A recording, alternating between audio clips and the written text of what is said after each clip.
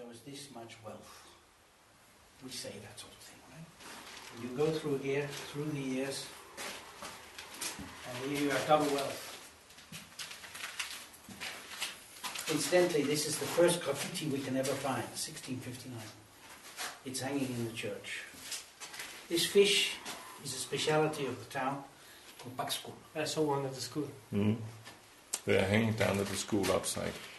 The old houses here were built with intermittent wood pieces. Today it's all brick. Right? Here you have the king. He has no wealth, and he decided to sell Fenø to Sønderho in the south and Norway in the north. And he has never officially rebutted. Yeah. That's right.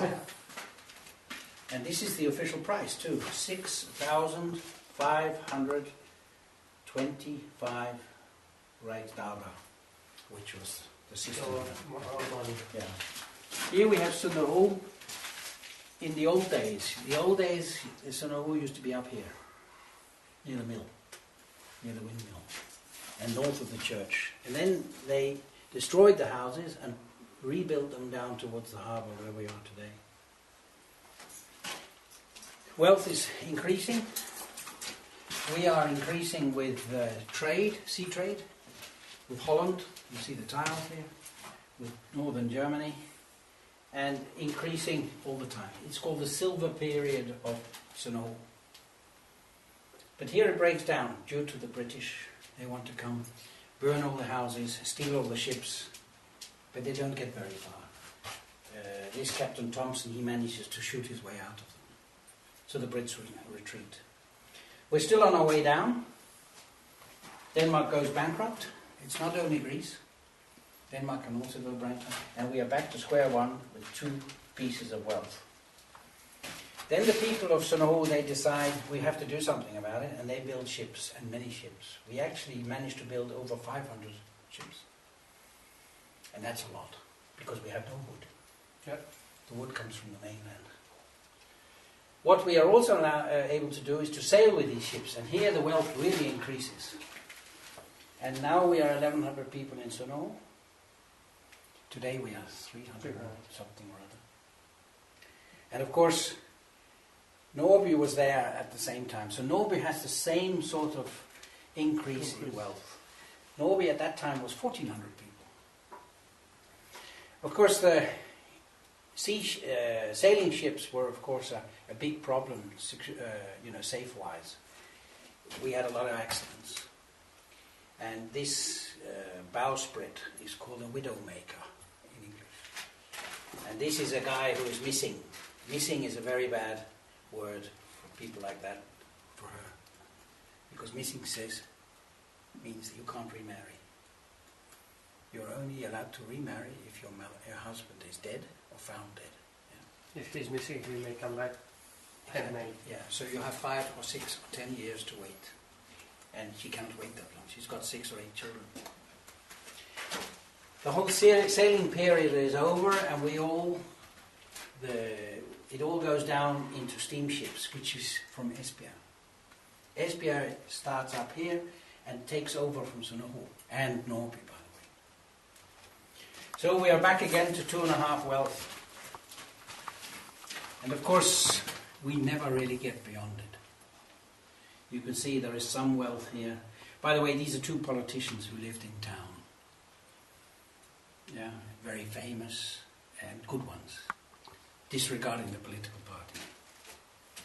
Here we are provoking something. We are provoking the idea of the greenies. We call it Danmarks Naturfredningsforening. And the greenies, they don't want us to change anything. They say nature must go on as before.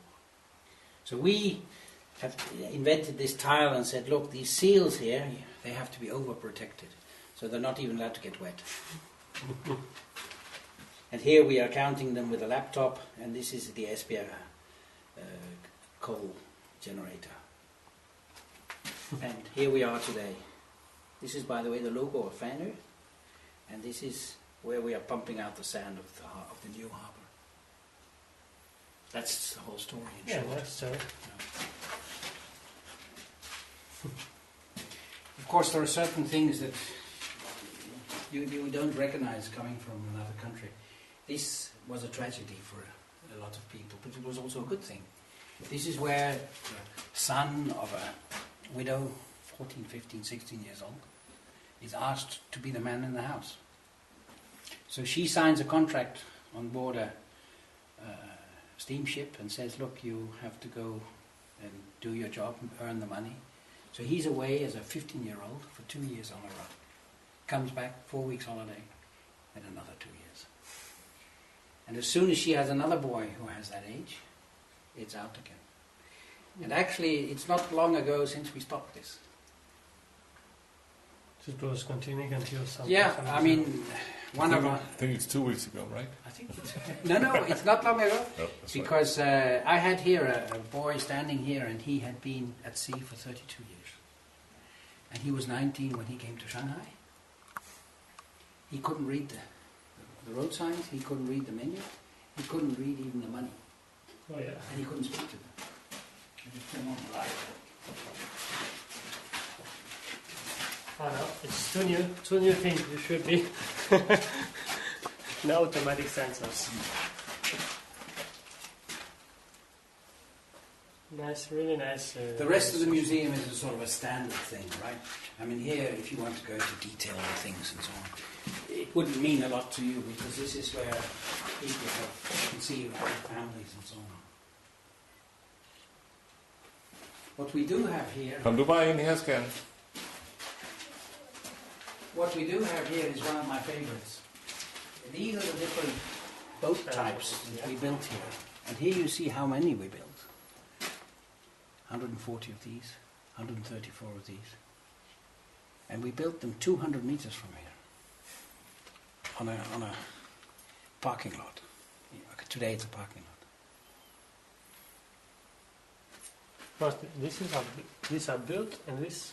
These are the boats, the ships, which were still at sea in the 80s, 90s. So you can imagine, 56 were built, 0 at sea, that means 56 had sunk or sold. Here we built 134, 4 were still in action.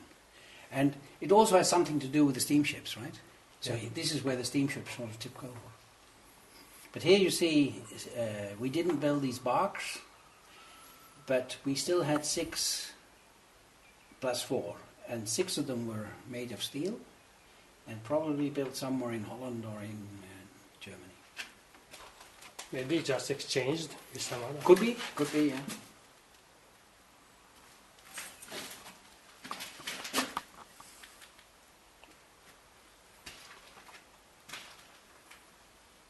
And this is what the harbour looked like in the old days, 82. We had 118 small boats here, and today we have 3 or 4.